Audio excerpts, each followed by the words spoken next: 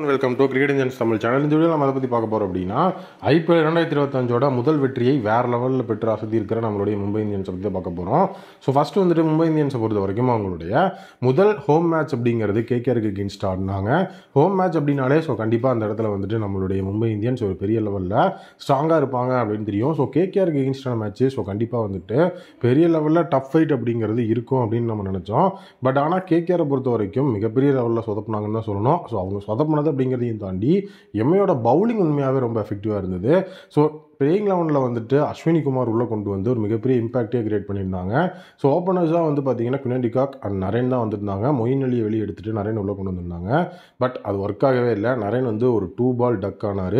So அடுத்தது வந்துட்டு குவின் de Kock 3 பாலுக்கு 1 ரன் அப்படின்னு சொல்லி அவங்களுடைய பவர் பிளே பவுலர்ஸான தீபக் சகர் அண்ட் ட்ரெண்ட் போல்ட் அவங்களுடைய ஓப்பனிங் ஓவர்ஸ்லேயே வந்து ஸ்ட்ரைக் பண்ணேன். ஸோ அடுத்தது வந்துட்டு மிடில் ஓவர்ஸ்க்கு போனாங்க. அஜிங்கியா ரஹானே, அங்கிரிஷ் ரகுவன்சி இவங்க 2 பேரும் சேர்ந்து ஒரு பெரிய லெவலில் வந்து ஆக்சிலரேட் பண்ணுவாங்கன்னு எதிர்பார்த்த டைமில் டெபூட்டண்ட்டாக வந்து அஸ்வினி குமார் அவருடைய ஃபர்ஸ்ட் பால்லேயே வந்துட்டு அஜிங்கிய ரஹானே வெளியேற்ற. ஸோ டோட்டலி வந்து பார்த்தீங்கன்னா மிடில் ஆர்டருக்கு இன்றைக்கி ஒரு டெஸ்ட் இருக்குது அப்படின்னு தான் நினச்சோம். அங்கிரிஷ் ரகுவன்சி 26 ரன் அடித்து ஒரு மிகப்பெரிய ஸ்டார்ட் கொடுத்தாலும் ஹர்திக் பாண்டியா அவரை ரிமூவ் பண்ணார். வெங்கடேஷ் ஐயர் ஒரு மிகப்பெரிய லெவலில் ஒரு ரேர் ஃபெயிலியர் அப்படிங்கிறத தாண்டி இந்த சீசன் ஃபுல் அண்ட் ஃபுல்லாக ஒரு ஃபெயிலியர் மட்டும் தான் பண்ணிகிட்டு இருக்கிறாரு. பெரிய லெவலுக்கு வந்து ப்ரைஸ் டாக் கொடுத்து எடுத்தாங்க. பட் பெர்ஃபார்மன்ஸே வர மாட்டேங்குது. தீபக் சகரோட ஓவரில் வெறும் 3 ரன்னுக்கு out. Rinku Singh 17 run. So Manish பாண்டியாவை எதுக்கு இம்பாக்ட் சப்பாக உள்ளே கொண்டு வரணும் அப்படிங்கிறது சுத்தமாக தெரியல. ஏன்னா ரமன்தீப் சிங், ரசல் அப்படின்னு சொல்லிட்டு ஸோ வேறு லெவலில் பிளேயர்ஸ் அங்கே இருக்கும்போது மனிஷ் பாண்டியாவை தேவையில்லாமல் உள்ளே கொண்டு வந்திருந்தாங்க. 14 பாலுக்கு 19 ரன்னு தான் அவர் அடித்தார். 2 4 ஒரு 6 ரன்னு. So totally Ashwani Kumar full and full Rinku சிங்கில் ஆரம்பித்து மனிஷ் பாண்டே, ஸோ அதுக்கப்புறம் வந்துட்டு ஆண்ட்ரே ரசல், ரமன்தீப் சிங் எல்லாரோட விக்கெட்டையும் வந்து தூக்கிட்டாரு. ஸோ சாண்ட்னர் உள்ள வந்து அவரும் அவரோட பங்குக்கு வந்து பார்த்தீங்கன்னா ரமன்தீப் சிங்கோட விக்கெட்டை எடுக்க. ஸோ டோட்டலி வந்துட்டு நம்மளுடைய கேகேஆரோட பேட்டிங் யூனிட் 116 ரன்னு தான் அடிக்க முடிஞ்சது. பவுலிங்கை பொறுத்த வரைக்கும் கேகேஆருக்கு ட்ரெண்ட் போல்ட், அது மட்டும் இல்லாமல் ஹர்திக் பாண்டியா, விக்னேஷ் புத்தூர், சாண்ட்னர் இவங்கெல்லாம் ஈச் 1 விக்கெட்டு. தீபக் சகர், அஸ்வினி குமார் வந்து பார்த்தீங்கன்னா ஸோ அந்த இடத்துல வந்துட்டு தீபக் சகர் 2 விக்கெட்டும், அஸ்வினி குமார் 4 விக்கெட் எடுத்திருந்தாங்க.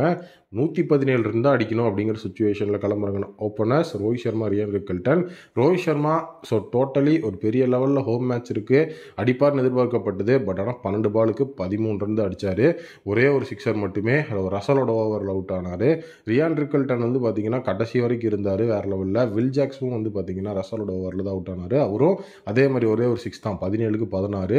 ரியான் ரிக்கல்டன், சூரியகுமார் யாதவ் இவங்க 2 பேரும் ஜோடிச்சு வந்து மேட்சை முடிச்சு வச்சாங்க. ரியான் ரிக்கல்டன் 41 பாலுக்கு வந்து பார்த்தீங்க அப்படின்னா 62 ரன்னு, 4 பவுண்டரி, 5 சிக்ஸர். ஒரு பெரிய லெவலில் வந்துட்டு அவர் தான் வந்து அந்த இடத்துல மாசை காட்டினார். அதுக்கப்புறம் வந்து பார்த்தீங்கன்னா சூரியகுமார் யாதவ் வந்தவொடனே வந்து பார்த்தீங்கன்னா 9 பாலுக்கு 27 ரன் மொத்தமாக மேட்சை முடிச்சுட்டு கிளம்புனார். ஸோ விக்கெட்ஸை பொறுத்த வரைக்கும் ஆண்ட்ரே ரசல் மட்டும்தான் நேற்று விக்கெட் எடுத்திருந்தார். 2 விக்கெட் எடுத்தது வந்து ஆண்ட்ரே ரசல் மட்டும்தான். ஸோ கண்டிப்பாக வந்துட்டு நம்மளுடைய மும்பை இந்தியன்ஸோட இந்த ஃபர்ஸ்ட் வெற்றி பெரிய லெவலில் வந்து ஒரு டாமினேட்டிங் வின்னாக தான் இருந்தது. எஸ்பெஷலி அஸ்வினி குமாரோட அந்த ஒரு மிகப்பெரிய லெவல் ஆஃப் ஹைலைட்ஸ் அப்படிங்கிறது ஸோ உண்மையிலேயே பெரிய லெவல் தான் இருந்தது. ஏன்னா அவருடைய பவுலிங் அப்படிங்கிறது அவர் வந்து ஒரு லெஃப்ட் ஆர்ம் ஃபாஸ்ட் மீடியம் போடக்கூடிய பவுலர். ஸோ டோட்டலி வந்து பார்த்தீங்கன்னா நல்ல ஒரு யங் ஜென்ரேஷனல் டேலண்ட்டு. இவரை இதுக்கப்புறம் எப்படி யூஸ் பண்ணுவாங்க அப்படிங்கிற ஒரு விஷயம் இருக்குது. இன்னொரு விஷயம் என்ன அப்படின்னா இப்போ பும்ராலாம் வந்துட்டாரு அப்படின்னா கூட ஸோ கண்டிப்பாக வந்துட்டு நம்மக்கிட்ட விக்னேஷ் புத்தூர், அஸ்வினி குமார் அப்படிங்கிற மாதிரி யங் டேலண்ட்ஸ் வந்துட்டு வேறு லெவலில் இருக்காங்க. ஸோ கண்டிப்பாக அது வந்து நம்மளுடைய மும்பை இந்தியன்ஸ்க்கு ஒரு பெரிய லெவலில் வந்துட்டு சூப்பராக வந்து எஃபெக்டிவாக இருக்கக்கூடிய விஷயம். ஸோ அடுத்தது வந்து பார்த்திங்க அப்படின்னா இந்த வெற்றி அப்படிங்கிறது வந்துட்டு நமக்கு ஒரு பெரிய லெவலில் ஒரு பூஸ்ட் கொடுக்கும். அப்கமிங் மேட்சஸும் வந்து பார்த்திங்கன்னா இதே மாதிரி பெர்ஃபார்ம் பண்ணி வேறு லெவலில் வந்து வின் பண்ணணும் அப்படிங்கிறது தான் எல்லாரோட ஒரு ஒப்பீனியனாகவும் இருக்குது. ஸோ நெக்ஸ்ட் மேட்ச் எல்எஸ்ஜி கூட இருக்குது மும்பை இந்தியன்ஸ்க்கு. ஸோ நெக்ஸ்ட் அந்த மேட்ச்சில் மீட் பண்ணுவோம்.